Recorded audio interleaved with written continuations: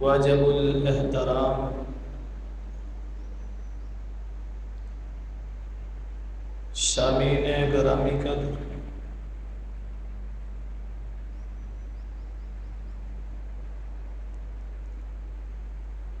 اللہ تعالیٰ نے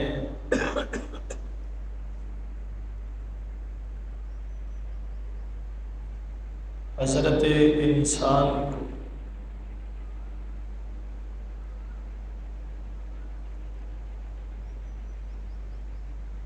تمام مخلوقات پر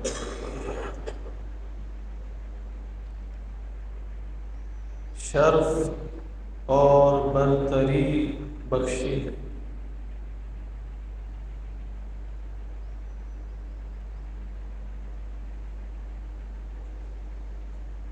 انسان کی اس برتری اور فوقیت کا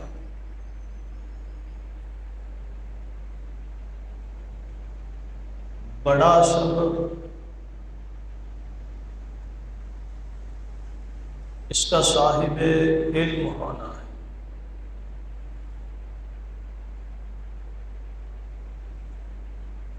کہ اللہ تعالیٰ نے دیگر مخلوقات پر اسے علم سے نواز کر اسے بڑا اور عظیم قرار دیا ہے۔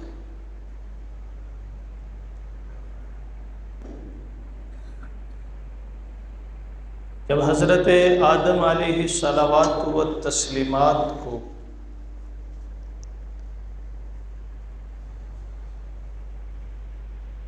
تخلیق کیا جانے لگا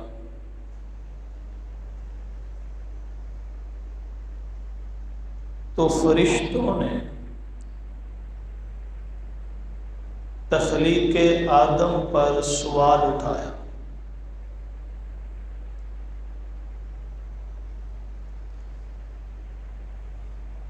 کہ ہم اللہ کی عبادت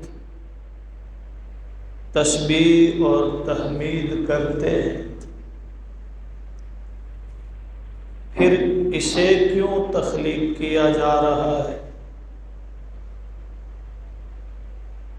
یہ تو زمین پر فتنہ اور فساد برپا کرے گا۔ یہاں ایک سوال پیدا ہوتا ہے کہ انسان کی تخلیق سے پہلے ہی فرشتوں کو کیسے پتہ چل گیا کہ یہ باعث فتنہ اور فساد ہے؟ اصل میں انسان سے قبل زمین پر جنات آباد تھے، ان کی بغاوتیں اور سرکشیاں ان کے سامنے تھیں، جنہیں دیکھتے ہوئے فرشتوں نے انسان کو ان پر قیاس کیا اور اس کے بارے میں بھی وہی رائے قائم کی۔ فرشتوں کا یہ سوال بھی اور پھر اس سوال پر اللہ کی جانب سے جواب بھی اللہ تعالیٰ نے قرآن مقدس میں بیان کیا ہے۔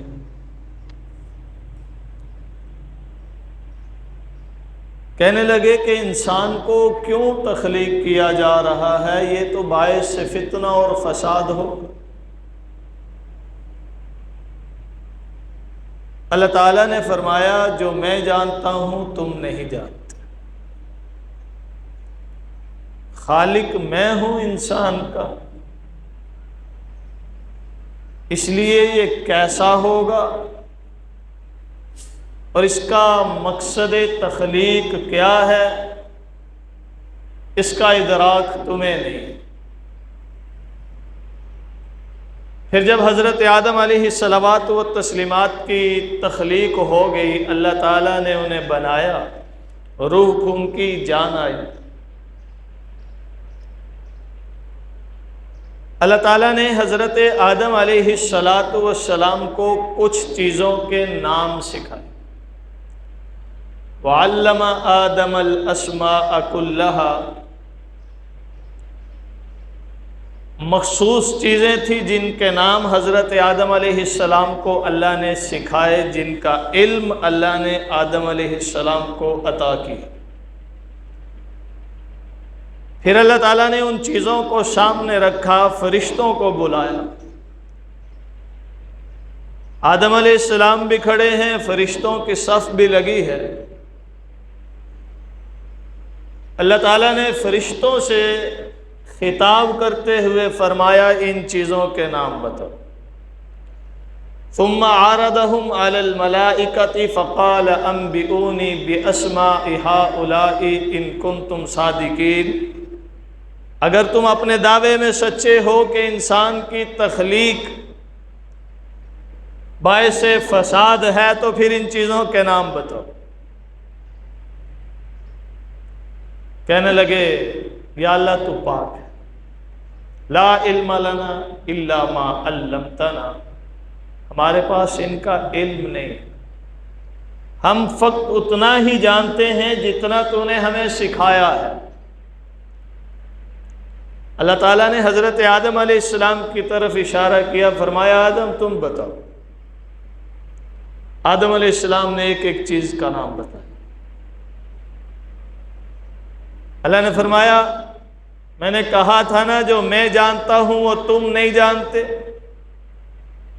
یہاں فرشتوں کے سامنے آدم علیہ السلام کو کھڑا کر کے ان کے نام آدم علیہ السلام کی زبان سے کہلوائے گئے تاکہ فرشتوں کو معلوم پڑے کہ آدم کی برتری فوقیت اس علم کی وجہ سے، کہ جو چیزیں تمہیں نہیں سکھائی گئیں وہ میں نے آدم کو سکھائی ہے، جو علم تمہیں نہیں دیا وہ میں نے آدم کو دیا ہے، جو راز میں نے تم پر نہیں کھولے وہ آدم پر کھولے۔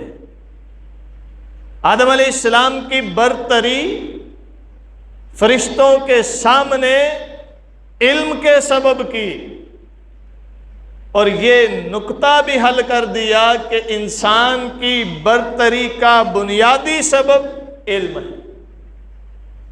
اگر یہ محروم علم ہے تو پھر یہ برتر بھی نہیں ہے۔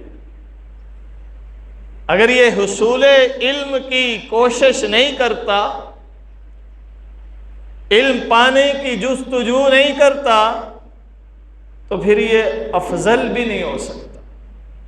فرشتوں سے بہتر ہے انسان بننا، مگر اس میں پڑتی ہے محنت زیادہ۔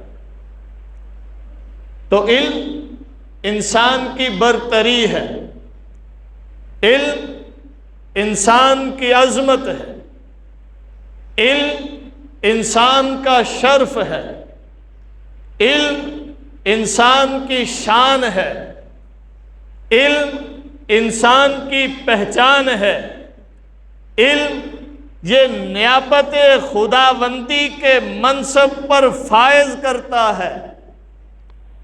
اللہ تعالیٰ نے جتنے بھی انبیاء علیہم الصلوات والتسلیمات کو دنیا میں بھیجا، سب کو اپنے علم سے نواز کر بھیجا۔ انبیاء امتوں پر فوقیت کیوں رکھتے ہیں؟ علم کی بنیاد پر، کہ جو علم خداوندی ان کے پاس ہے، جو عطائے خداوندی ان کے پاس ہے، وہ امتی کے پاس نہیں ہے۔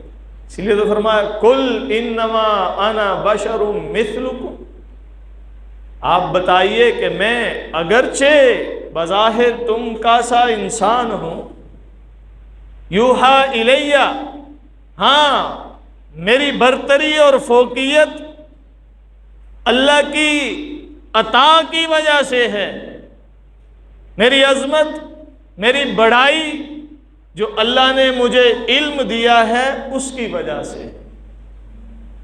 تو اللہ کا انبیاء کو علم سے نواز کر ان کا مقام بلند کرنا ہے۔ تو انبیاء علیہم الصلوات و تسلیمات اپنے علم کی بنیاد پر برتری اور فوقیت رکھتے ہیں۔ باقی وجوہات بھی ہیں، جیسا کہ اللہ فرماتے ہیں کہ اللہ تعالیٰ ایسوں کو چن کے رکھتے ہیں، اللہ یصطفی من الملائکۃ رسلا ومن الناس۔ انبیاء علیہم الصلوات و تسلیمات وہ ہستیاں کہ جن کو اللہ تعالیٰ نے ہر برائی سے پاک اور صاف رکھا ہے، کہ کردار میں وہ فرشتوں سے بھی برتر ہیں، نوریوں سے بھی اعلیٰ ہیں، اور علم ان کو جو عطا کیا ہے اس جیسا کسی کے پاس ہو ہی نہیں سکتا۔ یہی وجہ تھی کہ جب حضرت موسیٰ کلیم اللہ علیہ الصلوات و تسلیمات ایک مجمع میں تقریر فرما رہے تھے، کسی نے پوچھا موسیٰ کیا آپ سے بڑا عالم روئے زمین پر کوئی ہے؟ جو وقت کا پیغمبر ہوتا ہے وہ سب سے بڑا عالم ہوتا ہے، ہر اعتبار سے عالم ہوتا ہے۔ دیکھیے نا، نبی مکرم صلی اللہ علیہ وسلم آج سے 1450 سال پہلے، جب سائنس کا تصور نہیں ہے، جب جدت کا تصور نہیں ہے، جب حکمت اس نہج پر نہیں ہے جہاں آج ہے، جب طب کا وہ مقام نہیں تھا جو آج ہے، حضور اس زمانے میں وہ کچھ فرما گے کہ آج تک لوگ ان کی تحقیقات پر چلتے آ رہے ہیں، بلکہ بہت سے سربستہ راز کھلے ہیں احادیث کی روشنی، قرآن کی روشنی۔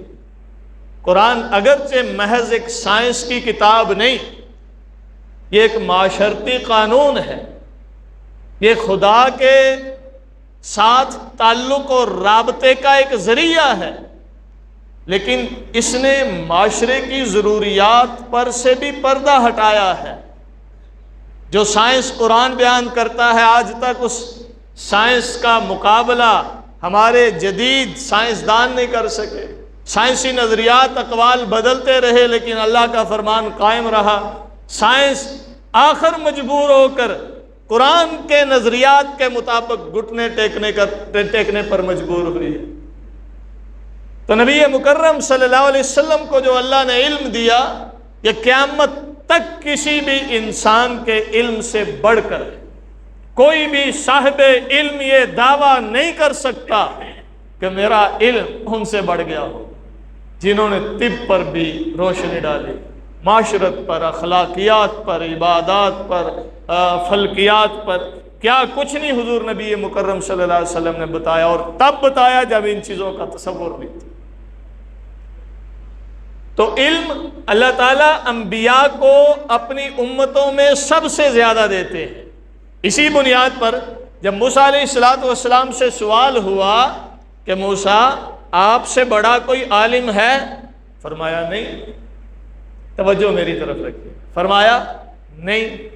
اور یہ موسیٰ علیہ السلام کا جواب بالکل پرفیکٹ ہے، درست ہے، اس لیے کہ جو پیغمبر ہوتا ہے اس سے بڑا کوئی عالم نہیں ہوتا۔ البتہ یہ اصول بھی ہے، حسنات الابرار سیئات المقربین، جو عام لوگوں کے لیے نیکی ہوتی ہے نا، وہ بعض دفعہ قریبی لوگوں کے لیے باعث مواخذہ ہو جاتی ہے، غلطی قرار دی جاتی ہے کہ تو نے یہ غفلت کیوں کی، تو نے یہاں کیوں سستی کا مظاہرہ کیا۔ ایک عام آدمی ہے، وہ پانی لا کے پلائے، وہ نیکی ہے، لیکن اپنا اس انداز میں پلائے تو پکڑ لیا جاتا ہے، تجھے پانی پلانے کے آداب نہیں آتے۔ عام لوگ ایسی بات کریں وہ سچائی پر مبنی، لیکن موسیٰ تیری تو شان ہی کچھ اور ہے، تیرا تو مقام ہی کچھ اور ہے، تیرا تو منصب نبوت پہ فائز ہونا اس بات کا تقاضا کرتا تھا کہ تو اپنے رب کو یاد رکھتا۔ جواب اگرچہ تیرا عین حقیقت ہے لیکن رب کو فراموش نہ کیا جاتا، کہتا مجھ سے بڑا عالم اللہ ہے۔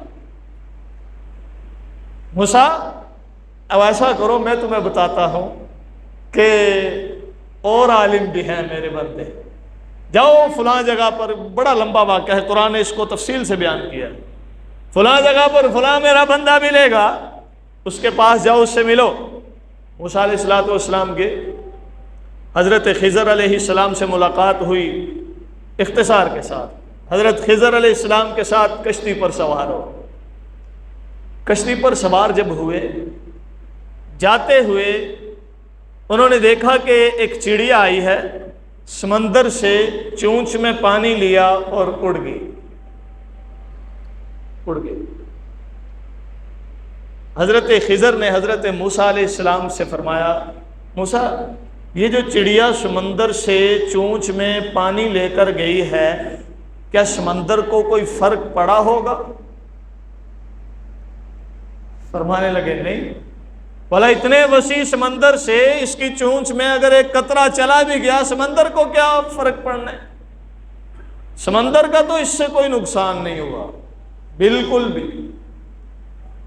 حضرت خضر نے فرمایا اس کی چونچ میں جو پانی کا قطرہ گیا ہے، سمندر کو اس سے کچھ نہ کچھ فرق تو ضرور پڑا ہوگا، لیکن اللہ نے جو پوری کائنات کو علم دیا ہے، پوری کائنات کو علم دیا ہے، اس سے اللہ کے علم میں کوئی فرق نہیں پڑا۔ یعنی پوری کائنات کا علم ایسے ہے جیسے چڑیا کی چونچ میں پانی ہے، اور سمندر ایسے ہے جیسے اللہ کا علم ہے۔ اللہ کا علم لامحدود ہے، اس کی وسعت کی انتہا کوئی نہیں ہے۔ تو اللہ علیم ذات ہے، اور وہ پسند یہ کرتی ہے کہ میرے مقربین، میرے محبوب، میری سب سے بہترین پروڈکٹ، میری سب سے بہترین مخلوق صاحب علم ہو۔ اسی لیے اللہ نے انسان کو علم سے نوازا ہے، اور ہماری سب سے پہلی وحی جو نبی مکرم صلی اللہ علیہ وسلم پر آئی، وہ بھی ہمیں یہی سبق سکھاتی ہے، اقرا اقرا، پڑھیے، حصول علم کی جستجو کیجئے، پڑھیے، علم حاصل کرنے کی طرف قدم اٹھائیے، پڑھیے، بسم ربی کا الذی خلق، اپنے رب کے نام کے ساتھ جس نے تم کو پیدا کیا۔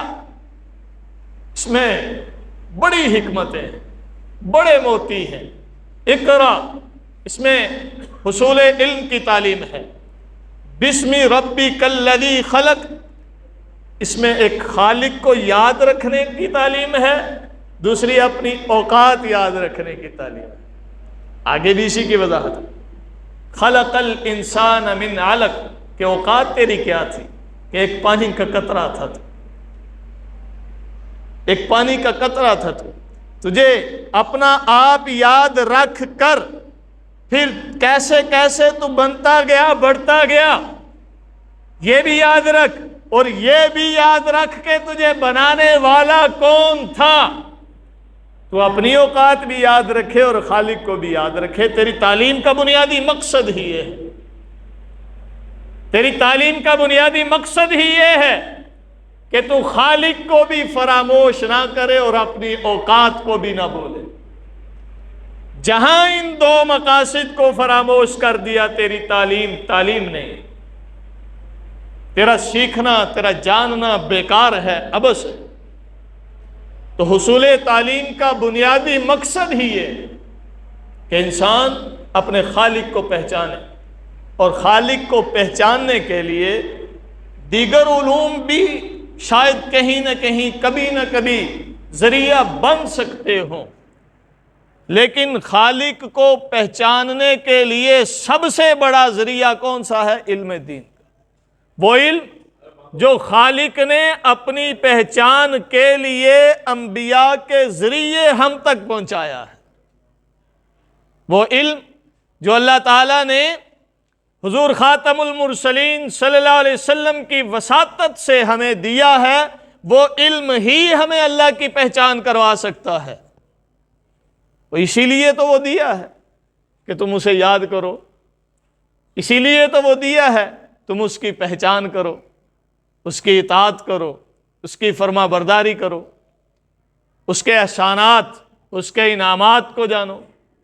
قرآن مقدس میں بار بار اس چیز کی طرف اشارہ کیا گیا ہے کہ دیکھو تو صحیح اس نے تم پر کتنے انعامات کیے ہیں، کتنے احسانات کیے ہیں، تمہارے لیے کائنات میں کیا کچھ اس نے مسخر نہیں کر دیا، حتیٰ کہ چاند اور سورج تک تمہاری خدمت پر اس نے لگا دیے، صرف اس لیے کہ تم اس کو پہچان سکو، صرف اس لیے کہ تم اس کے مطیع اور فرما بردار بن جاؤ۔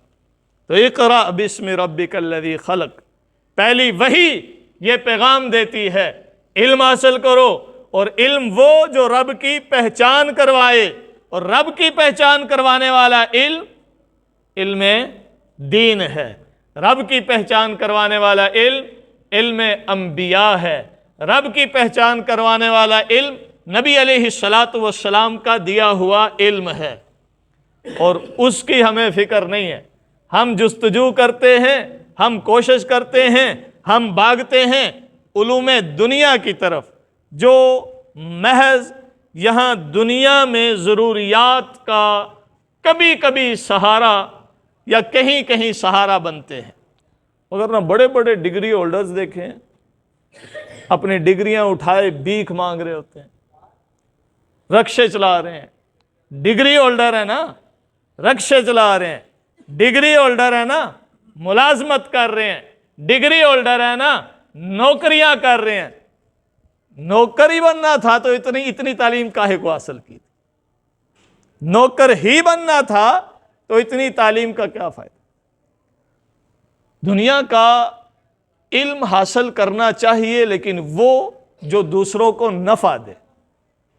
یہاں بات طویل نہ ہو جائے، میں مختصراً عرض کرتا ہوں۔ امام شافعی کا قول ہے العلم علمان، علم الادیان و علم الابدان۔ علم دو طرح کے ہیں، ایک دین کا علم ہے اور ایک بدن یعنی سائنس یا طب کا علم ہے، میڈیکل کا علم ہے۔